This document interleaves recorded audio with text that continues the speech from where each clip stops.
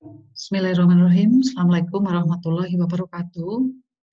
Hari ini kita akan melanjutkan pembahasan untuk capacity planning. Kita masuk di bahasan yang kedua, yaitu Rafkat Capacity Planning atau perencanaan kapasitas kasar. Rafkat Capacity Planning digunakan untuk memverifikasi MPS atau Master Production Scheduling, apakah jumlah yang dibutuhkan di dalam MPS itu nanti akan bisa disediakan oleh capacity available yang kita miliki. Ada 3 teknik dalam RCCP. Yang pertama adalah Capacity Planning Using Overall Factor atau CPOF, Bill of Labor Approach atau BOL, dan yang ketiga adalah Resources Profile Approach atau RPA. Nah, kita akan membahas satu persatu.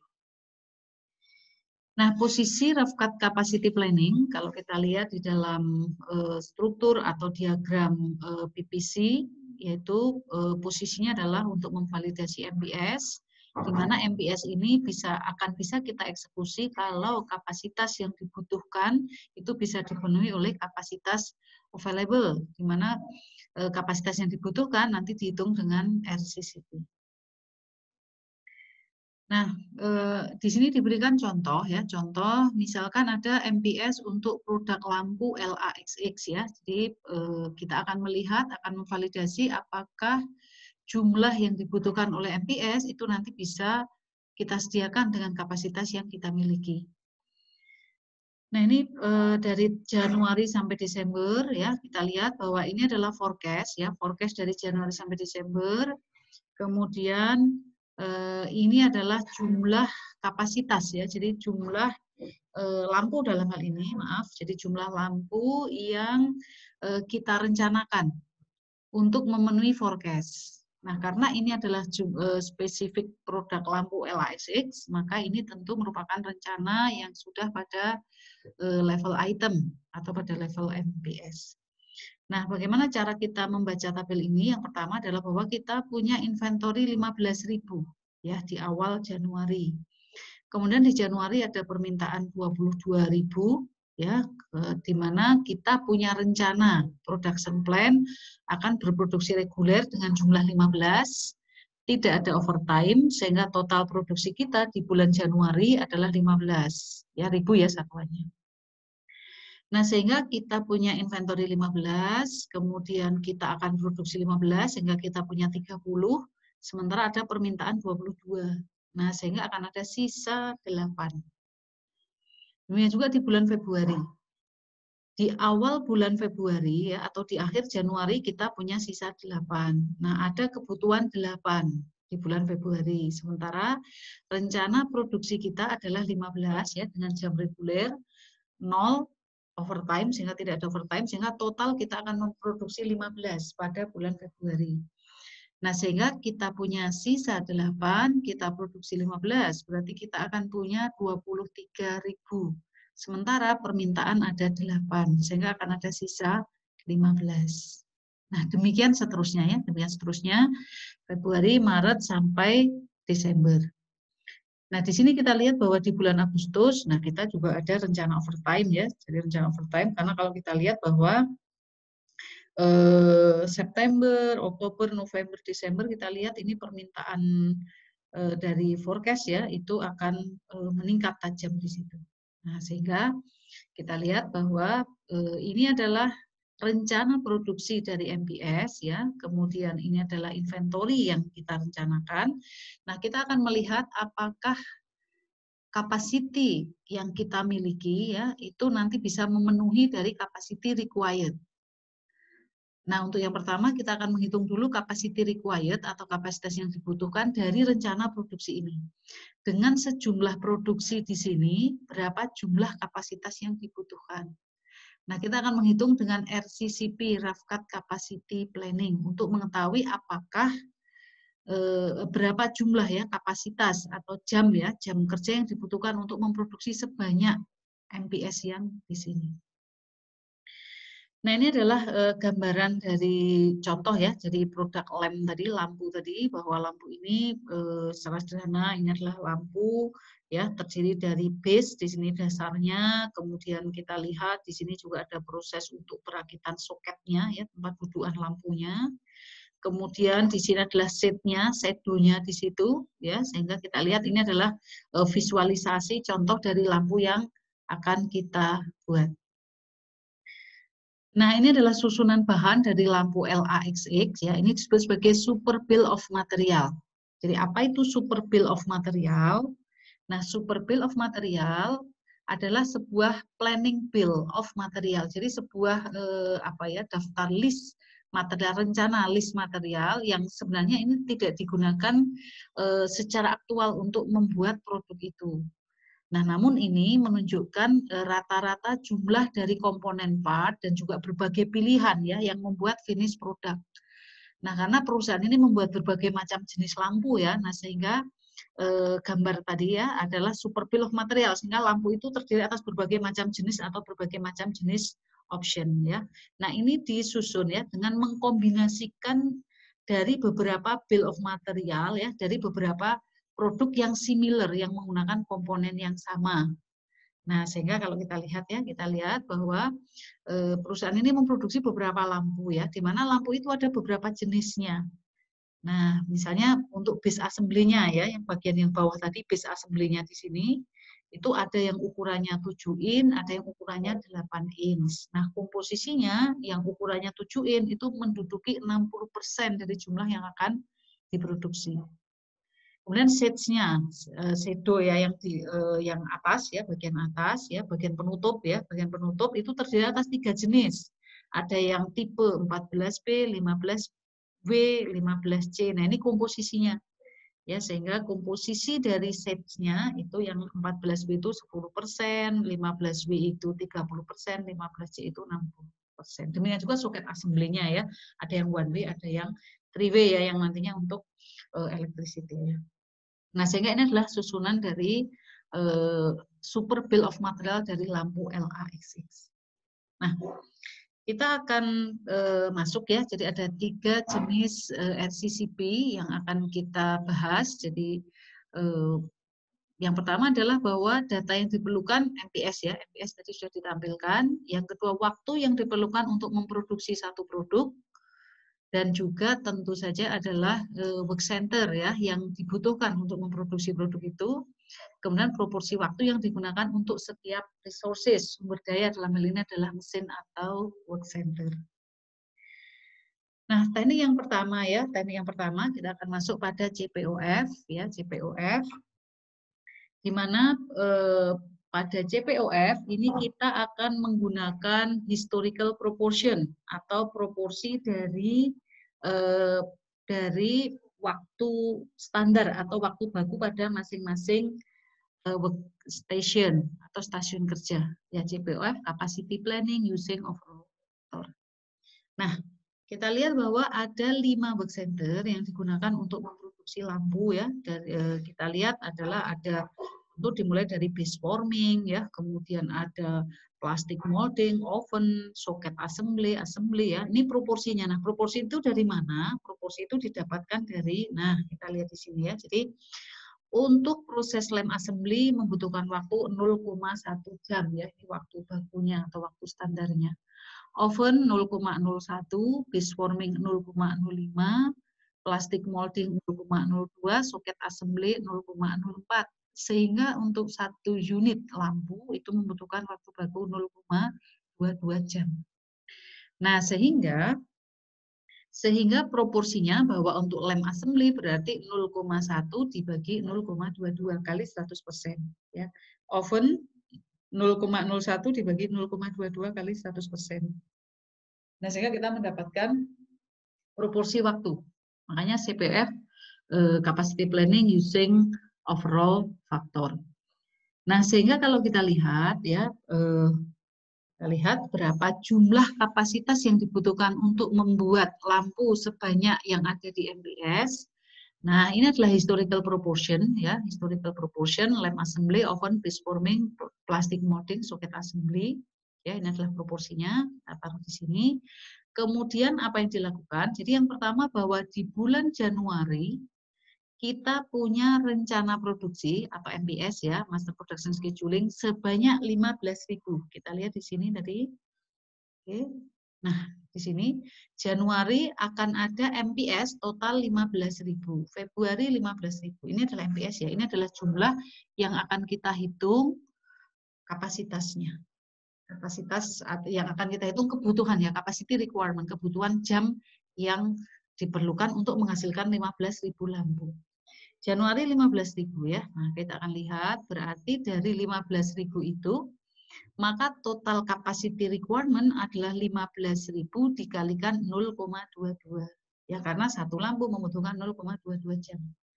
Sehingga 0,22 kali 15.000 berarti di bulan Januari total jam kerja yang dibutuhkan adalah 3.300 ya. Kita tulis di sini total capacity requirement. Terbagi atas apa saja? Terbagi atas sesuai proporsinya. Lem assembly itu proporsinya 0,455. Sehingga di bulan Januari lem assembly ini membutuhkan waktu 3.300 dikalikan 0,455 berarti membutuhkan waktu 1.501,5 jam. Oven ya membutuhkan 0,046, nah dikalikan dengan 3.300. Nah demikian juga seterusnya. Nah ini berlangsung sampai bulan Desember selama 1 tahun. Nah sehingga kita lihat bahwa ini adalah total hours ya. Jadi bahwa lem assembly dalam 1 tahun ya akan membutuhkan waktu 19.709,7 jam. Nah oven dan seterusnya kita lihat ini adalah kebutuhannya. Nah, sehingga nanti ya kita akan membandingkan apakah capacity available kita itu mampu untuk memenuhi kebutuhan itu per bulannya ya, bulan Januari, Februari, Maret sampai dengan bulan Desember. Nah, ini adalah cara menghitung kapasitas requirement dengan metode capacity planning using overall factor atau menggunakan proporsi atau historical proportion. Kemudian kita lihat ya, yang kedua adalah teknik bola atau bill of labor. Memang teknik bola ini adalah teknik yang paling familiar digunakan ya dibandingkan dengan CPOF. Karena dengan teknik bola kita bisa langsung mengalihkan tanpa menggunakan proporsi. Bill of labor adalah listing by item number of amount of labor required by major labor category to produce item or group of part number. Jadi bill of labor itu adalah susunan atau daftar ya, daftar dari jumlah jam yang dibutuhkan ya, jumlah jam yang dibutuhkan oleh masing-masing mesin ya untuk menghasilkan satu produk atau satu part. Nah, sehingga kalau kita lihat ini adalah bill of labor ya atau daftar dari labor, daftar jam sebenarnya ya. Kita lihat untuk assembly tadi membutuhkan waktu 0,1 jam. Oven waktu bakunya 0,01, piece forming, plastic molding, socket assembly ya. Tadi ditulis lagi di sini. Nah, sehingga dengan teknik bola kita bisa secara langsung mengalihkan antara jumlah jam dengan jumlah yang mau dibuat. Sehingga ini menjadi cukup simpel dan paling familiar digunakan di antara ketiga metode. Nah, sehingga secara matematis ya, untuk end product ya, maka kapasitas yang dibutuhkan adalah jumlah dari K1 sampai N dari AIK kali B KJ untuk seluruh I dan J.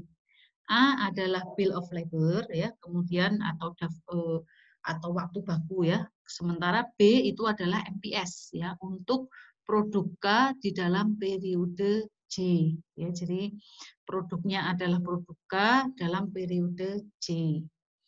Nah, sementara work center-nya adalah I ya. Nah, sekarang kita lihat ya, ini adalah bentuk matematisnya ya, sehingga misalnya kita punya 2 produk, 2 bulan ya untuk 2 work center.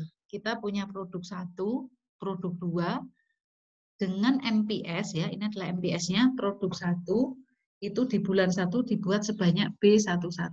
Ya, bulan 2 dibuat sebanyak B12. Sementara ini bill of labor-nya, waktu bakunya. Waktu baku produk 1 di work center 1 adalah A11. Waktu baku produk 2 di work center 1 adalah A12. Nah, sehingga RCCP-nya, cara menghitung kapasitasnya, ya tinggal kita kalikan saja ya, antara waktu baku dikalikan dengan jumlah produk yang mau kita buat. Sehingga untuk work center 1, man 1, ya, di sini adalah C11, ya, C11, itu adalah jumlah jam yang dibutuhkan di work center 1 bulan 1, akan sama dengan A11 dikalikan B11, ya. Jadi akan sama dengan jumlah jam produk 1 di work center 1 dikalikan berapa jumlah MPS, ya, B11 ya, untuk produk 1 di month 1 di bulan 1. Ditambah dengan A12, ya, jadi jumlah produk 2 di work center 1 untuk di bulan 1, ya, B21. Nah, demikian juga selanjutnya ya, sehingga tentu saja secara mudah kita bisa mengatakan bahwa jumlah jam yang dibutuhkan ya pada work center 1 akan sama dengan jumlah produk yang akan dibuat dikalikan dengan jamnya. Jadi jumlah seluruh produk yang akan dibuat di work center 1 pada bulan 1 dikalikan dengan masing-masing dari waktu bakunya. Nah, sebagai contoh ya, ada produk 1, ya, produk 1, produk 2, ini waktu baku di work center 1, saya ambil satu contoh di work center 1. Ini adalah jumlah produk di month 1, di bulan 1, bulan Januari. Produk 1 akan dibuat 100, produk 2 akan dibuat 300 di bulan 1. Nah, untuk mengetahui ya, berapa jumlah capacity required di work center 1 bulan 1, ya, saya ambil satu contoh saja di bulan 1, maka tentu akan sama dengan, kita lihat ya, akan sama dengan 0,3 ya, dikalikan jumlah yang akan dibuat. Jadi yang akan dibuat di bulan 1 adalah 100 untuk produk P1, dikalikan dengan waktu bakunya, ditambah dengan 300, dikalikan dengan waktu bakunya. Sehingga ini dikalikan dengan yang ini, ditambah dengan 0,2 dikalikan dengan 300. Nah, demikian juga yang lain ya, Bagaimana untuk work center 2? Nah, sehingga kita lihat, nah 90. Bagaimana untuk work center 2? Untuk work center 2, kita lihat untuk produk 1, ya. Atau kalau kita mau ke C12 boleh ya, work center 1 dulu kita selesaikan, work center 1 di bulan yang kedua. Work center 1 di bulan yang kedua sama dengan 0,3 dikalikan dengan 200 ya, ditambah dengan 0,2 dikalikan dengan 400. Sehingga kita bisa mengalihkan, kita bisa sampaikan antara jumlah MPS yang diproduksi dikalikan dengan waktu bakunya. Nah, kemudian ini bisa kita lanjut ya untuk work center 1 month yang kedua, kemudian juga work center 2 month 1 dan juga work center 2 bulan ke-2. Nah, kita akan kembali lagi ke lampu LAXX. Nah, ini adalah RCCP dengan metode bola. Nah, sehingga kalau di sini menjadi lebih simple ya. Di bulan Januari akan dibuat 15.000. Sementara waktu baku ya, waktu baku di bulan Januari ya, di bulan Januari kita lihat ya seluruh bulan sama waktu bakunya. Maka untuk lem assembly akan sama dengan 0,1 dikalikan MPS-nya. MPS-nya adalah 15.000, sehingga 0,1 kali 15.000. Oven 0,01 kali 15.000. Base forming 0,05 kali 15.000 dan seterusnya ya, sehingga jumlahnya adalah seperti ini. Nah, ini adalah RCCP untuk metode bola, bill of labor. Sehingga metode ini memang menjadi lebih lebih simple ya, dan paling banyak digunakan adalah metode bola untuk menghitung capacity requirement pada MPS. Ini juga ada latihan ya, nanti bisa dikerjakan ya. Misal ada 2 lampu yang diproduksi, yaitu lampu 1 data awal plus ditambah lampu 2. Ya, di mana lampu 2 itu Januari, Maret, April kebutuhannya seperti ini. Nanti tinggal kita tambahkan saja. Ya, jadi hitungan yang pertama tadi, kemudian hanya ditambahkan saja bahwa Januari ada membutuhkan 20.000 lampu. Sementara lem assembly untuk produk 2 ini adalah 0,2 jam. Sehingga untuk Januari lem assembly adalah sebanyak ini produk 1 ditambah dengan 0,2 kali 20.000 lampu. Nah, nanti kita tulis di sini ya. Jadi untuk lem assembly-nya, nah ini tinggal ditambah saja dengan 20.000 lampu dikalikan dengan 0,2. Untuk oven juga sama ya, 150 ditambah untuk Januari yaitu 0,05 dikalikan dengan 20.000. Begitu seterusnya.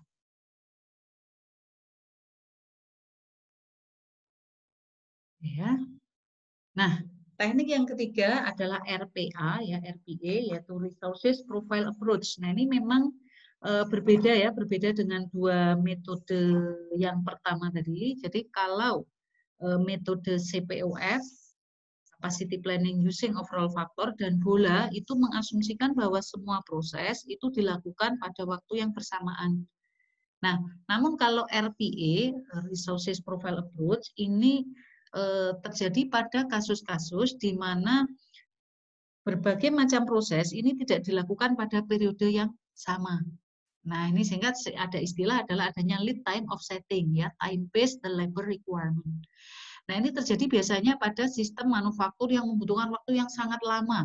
Ya, lama prosesnya, atau misalnya bisa juga bahwa antar proses di dalam membuat lampu bisa saja misalnya seperti ini ya, dia lokasinya berjauhan. Ya, jadi misalnya bahwa proses untuk base forming, oven, plastic molding misalnya itu ada di satu daerah tertentu, sementara kemudian dikirim untuk melakukan assembly misalnya. Sehingga proses pengirimannya itu membutuhkan periode waktu ya yang melampaui, katakan misalnya dari satuannya adalah bulan, melampaui dari 1 bulan. Nah, sehingga pada RPA ini akan mempertimbangkan adanya lead time, ya, adanya tenggang waktu antara satu proses dengan proses berikutnya. Nah, sehingga sebagai contoh ini adalah lampu tadi, masih di lampu, namun prosesnya tidak dilakukan pada periode yang bersamaan, namun dilakukan dengan periode yang berbeda ya. Tadi karena ada baik kebutuhan, misalnya ada kebutuhan pengiriman, atau mungkin juga secara teknikal bahwa ada proses tertentu yang begitu selesai dia tidak bisa langsung di assembly ya, dia harus menunggu dulu misalnya. Nah, sebagai contoh adalah months before due date. Due date-nya itu adalah due date, batas penyerahan. Jadi nolnya ini adalah batas di mana ini itu MPS ya. Jadi produk itu harus sudah jadi. Nah, lem assembly itu diassemble pada saat ada permintaan. Sehingga kalau MPS di bulan ke-0 itu ada 100, maka dia akan diassemble di bulan itu. Nah, sementara oven, plastic molding, dan socket assembly itu dilakukan 1 bulan sebelumnya, sebelum dari batas penyerahannya. Base forming ya, pembentukan dasar itu 2 bulan sebelumnya. Nah, sehingga kita lihat bahwa ada lead time offsetting ya, jadi ada jeda waktu antara satu proses dengan proses yang lain. Nah, sehingga bagaimana cara kita menghitung atau menyiapkan RCCP-nya? Nah, kita akan melihat bahwa RCCP prosesnya sebenarnya sama dengan bola tadi ya, bahwa kita akan mengalihkan jumlah kebutuhan yang akan dibuat dikalikan dengan waktu bakunya. Tapi tentu saja kemudian kita undur ya sesuai dengan time to due date-nya. Nah, sehingga perhitungan RPA ini memang sedikit lebih ya saya katakan complicated daripada yang bola. Kalau bola tadi kan langsung kita kalikan, namun kalau yang di RPA kita kalikan sesuai dengan due date-nya. Jadi akan kita hitung mundur ya, sama halnya dengan yang di sini ya. Jadi time to due date ini MPS-nya, ya ini RPA-nya, ya ini RCCP-nya. Sehingga untuk C1 ya otomatis kita akan menghitung pada bulan Januari ya C11 akan merupakan perkalian dari jumlah yang ada yang akan kita serahkan di bulan Januari untuk assembly ditambah juga dengan jumlah yang akan kita buat untuk bulan-bulan berikutnya. Nah, mungkin secara sederhana mungkin saya langsung ke sini ya, saya jelaskan di sini. Kita lihat tadi bahwa MPS ya, jadi MPS-nya tadi kan di bulan Januari tadi ada 15.000 ya, saya tulis di sini. Di Januari tadi ada membutuhkan 15.000 lampu MPS ya, 15.000 ya, 15.000. Februari juga 15.000, ini MPS ya, MPS saya tulis di sini. Januari 15, kemudian Februari tulis lagi, kemudian berlangsung 15 sampai bulan Juni ya, sampai bulan Juni. Saya tuliskan di sini tadi 15 April 15 untuk menunjukkan bagaimana mekanisme MPS ini, mekanisme RPA ini bisa kita lihat di situ. Kemudian bulan Juli ya, Juli itu masih di 15 ya. Bulan itu juga 15. Ya, ini MPS dari yang daftar di depan tadi. Di mana bulan Agustus itu 16 ya, Agustus 16.000. Baru September sampai Desember itu 19.000 karena tadi ada overtime. 19 19.000 ini adalah MPS ya. Oke, ini adalah MPS. Oke. Nah, dengan RPA ya kita akan menghitung kebutuhan di bulan Januari. Kita lihat, ini adalah Januari. Berarti ada di sini jumlah lem assembly yang dibutuhkan ya, jumlah lem assembly, jam lem assembly yang dibutuhkan sebesar 0,1 dikalikan dengan lampu yang dibutuhkan di bulan Januari yaitu 15.000. Sehingga 15.000 ini ya 1.500 ini diperoleh dari 15.000 dikalikan dengan 0,1. Ya, itu untuk lem assembly di bulan Januari. Kemudian oven, kita lihat oven. Oven di sini, oven yang digunakan untuk membuat lampu di bulan Januari, mestinya ini sudah dibuat di bulan Desember, karena ini kan 1 bulan sebelumnya oven itu dilakukan. Sehingga sebenarnya kalau tabel ini kita perpanjang ke arah kiri, nah tentu di bulan Desember tahun sebelumnya, di sini akan ada oven ya. Oven 0,01 dikalikan dengan jumlah lampu yang ada di Februari. Nah, namun karena tabel ini adalah ke kanan ya, maka saya akan membahas yang ke kanan, tidak membahas yang ke kiri. Ya, oke, baik. Sehingga Januari 1.500 itu diperoleh dari 15.000 dikalikan dengan 0,1. Oven di bulan Januari ini digunakan untuk membuat lampu di bulan Februari. Membuat lampu di bulan Februari, Anda lihat di sini. Month before date bahwa oven 0,01 ini digunakan untuk membuat lampu di bulan Februari. Sehingga 150 ini didapatkan dari MPS bulan Februari dikalikan dengan 0,01. Demikian juga plastik molding, ini juga 300 digunakan untuk membuat lampu di bulan Februari. Gitu ya, karena kan tadi ada litannya 1 bulan. Kemudian soket assembly, ya soket assembly juga digunakan untuk membuat lampu di bulan Februari. Sehingga 600 ini didapatkan dari 0,04 dikalikan dengan jumlah lampu di bulan Februari. Nah, khusus untuk base forming, ya base forming di sini, ini kan litannya kan 2 bulan. Base forming ini digunakan untuk membuat lampu di bulan Maret. Sehingga 750 ini diperoleh dari 0,05 dikalikan dengan 15.000 di bulan Maret. Gitu ya, sehingga balik lagi bahwa jumlah kapasitas yang dibutuhkan akan sama dengan waktu bakunya ya, waktu baku dikalikan dengan kebutuhan beberapa bulan ke depan sesuai dengan ininya, sesuai dengan bill of resources karena ada lead time offsetting. Nah, mungkin saya berikan contoh ya, ini sama nanti. Nah, mungkin saya berikan contoh di bulan Juli karena Juli kan ini Agustus ya, Agustusnya sudah mulai berubah nih. Agustus sudah mulai berubah. Kita lihat sekarang di bulan Juni ya. Saya akan memberikan contoh ya, memberikan contoh bulan Juni karena bulan Juni ini dia sudah mempersiapkan untuk pembuatan di bulan Juli dan Agustus. Nah, di bulan Juni kita lihat untuk lem assembly 1.500 itu diperoleh dari 0,1 dikalikan dengan 15.000. Ya, dikalikan dengan jumlah lem assembly yang dibutuhkan di bulan Juni. Oven ya, oven itu 150 diperoleh dari mana? Diperoleh dari 0,01 ya, ini 0,01 dikalikan dengan kebutuhan lampu di bulan Juli yaitu 15.000.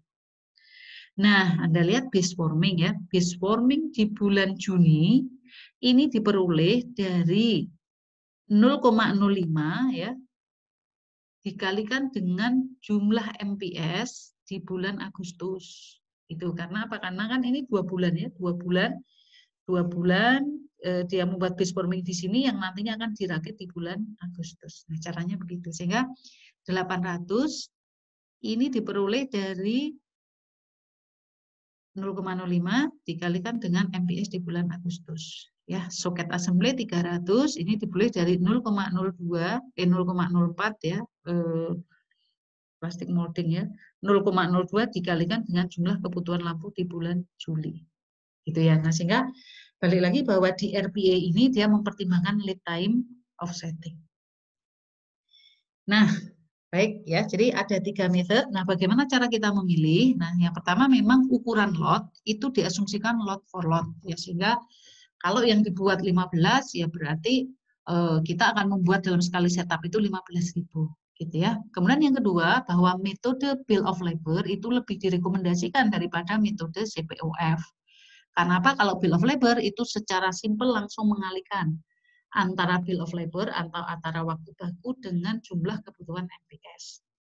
Yang ketiga adalah RPE atau Resources Profile Approach. Itu biasanya digunakan untuk produk yang manufaktur lead time-nya lama, misalnya airplane, mesin tools ya, atau juga untuk produk-produk yang memang antar prosesnya itu tidak dilakukan dalam sekali periode selesai. Jadi bisa karena faktor teknologi, manufakturnya lama, atau mungkin juga karena ada beda lokasi, mungkin ada faktor pengiriman di situ. Sehingga ada beberapa proses dikerjakan di satu pabrik misalnya, proses lain dikerjakan di pabrik lain, di mana kemudian dibutuhkan waktu untuk pengiriman di situ. Nah, sehingga sesudah kita kemudian menyelesaikan perencanaan kapasitas yang dibutuhkan, ya, jadi perhitungan ini kan sebenarnya untuk menghitung capacity required. Nah, baru kemudian kita akan membuat keputusan. Jadi masih ingat bahwa ada 3 proses di dalam perencanaan kapasitas. Yang pertama adalah hitung atau calculate capacity available, yang kedua calculate capacity requirement, yang ketiga adalah resolve the gap. Ya. Selesaikan kalau ada selisih atau ada perbedaan. Nah, sehingga kita lihat yang pertama adalah capacity available. Kita hitung dulu ya. Tadi di lem assembly itu available time-nya berapa, utilisasinya berapa, efisiensinya berapa. Nah, ini sudah dibahas pada pertemuan yang pertama. Kemudian yang kedua adalah comparing capacity required to capacity available. Nah, capacity required baru saja kita hitung tadi, ya kita bisa pakai bola, kita bisa pakai CPOF, kita juga bisa pakai RPA. Nanti pilih salah satu sesuai dengan kondisinya. Kita bandingkan dengan capacity available. Baru kemudian nanti kita cari apakah ada perbedaan di situ. Nah, secara visual ya kita akan menjadi lebih mudah kalau ini kita gambarkan dalam load report. Ya, ini adalah gambar dari load report ya. Jadi untuk bulan Januari sampai Desember misalnya ya, ini untuk satu stasiun. Misalnya apa? Misalnya ini adalah lem assembly misalnya. Januari ini capacity available ya, capacity available without overtime itu sekian. Dihitungnya dari ini, dari hitungan yang kayak begini. Kalau ditambah overtime sekian misalnya. Nah, kemudian ini ya, ini Januari, Februari sampai Desember ini kita hitung tadi misalnya dengan teknik bola tadi.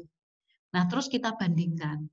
Ini untuk masing-masing stasiun ya. Jadi misalnya ini adalah pada soket assembly misalnya, atau ini pada lem assembly ya. Jadi misalnya ini pada work center lem assembly misalnya. Atau boleh juga ke yang lain, base forming atau yang lain ya. Nah, sehingga kita lihat bahwa di bulan Januari capacity available masih di atas capacity required, sehingga oke ya, tidak masalah. Februari tidak masalah, sampai Desember tidak masalah ya, tidak masalah. Artinya bahwa kita punya kapasitas yang cukup untuk memproduksi sebanyak MPS. Nah, bagaimana misalnya ya, misal dari gambar ini ada beberapa kapasitas yang nggak cukup. Misalnya bagaimana? Nah, misalnya di sini ya, misalnya di sini, nah kapasitasnya sampai kayak begini misalnya. Nah, sehingga ada beberapa alternatif untuk meningkatkan kapasitas. Misalnya apa? Overtime. Nah, kita lihat, oh ini masih ada sisa ya, masih overtime masih bisa kita lakukan misalnya. Yang kedua, subkontrak. Ya, kalau pabrik kita nggak mampu, nah kita bisa mensubkontrakkan pada pabrik lain ya, atau pada unit lain atau pada perusahaan lain. Yang ketiga, mungkin ada alternatif routing ya, sehingga bisa memperpendek proses ya, sehingga kapasitas kita bisa menjadi lebih meningkat. Atau mungkin tambah tenaga kerja, atau mungkin tambah mesin. Nah, andai kata penambahan kapasitas tetap tidak bisa memenuhi capacity required, nah maka apa yang dilakukan? Ya MPS harus kita revisi. Sehingga rencana produksi itu bisa saja berubah kalau apa? Kalau kita benar-benar tidak mampu memenuhi kapasitas yang dibutuhkan. Sehingga ya MPS kita revisi ya, yang tadinya kita harus membuat 15.000, ya kita turunin, mampu kita maksimum berapa di situ. Nah, baru sesudah itu, maka MPS bisa kita eksekusi dan kemudian kita turunkan lagi, kita membuat detail rencana untuk pengadaan material atau material requirement planning. Nah, di akhir ini ada latihan soal ya. Jadi latihan soal sama seperti tadi ya, bahwa di sini ada selama tahun 2019 ya ada produk furnitur meja ya, dibutuhkan 4 kaki meja dengan proses bubut, papan meja perlu dihaluskan, 4 lubang pada papan perlu proses bor ya. Ini adalah waktunya dan ini adalah MPS-nya. Nah, sehingga kemudian ini adalah data untuk stasiun kerja yang nanti dipakai untuk menghitung capacity available. Ya, ada 5 unit mesin bubut, 2 unit mesin penghalus, dan 1 buah mesin bor. Waktu bengkel adalah 2 shift per hari, 5 hari kerja per minggu, dan 8 jam kerja per shift per hari.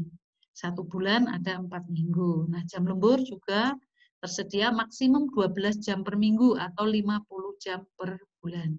Selama ini rata-rata utilisasi ketiga mesin 95%, efisiensi 105% mesin bubut, 102 untuk mesin planer, dan 112 untuk mesin bor.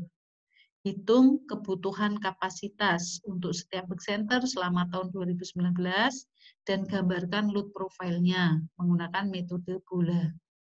Baru setelah itu kita bisa menganalisis apakah kapasitas yang ada dapat memenuhi jadwal induk produksi yang sudah ditetapkan. Ya, sehingga dengan penjelasan di depan tadi, nah harapannya Anda bisa menyelesaikan dan menggambarkan ya reportnya di dalam load profile report dari capacity requirement dan capacity available. Nah, baik, saya kira itu untuk sesi ini.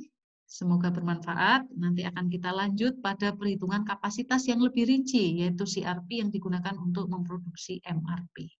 Terima kasih, semoga bermanfaat. Assalamualaikum warahmatullahi wabarakatuh.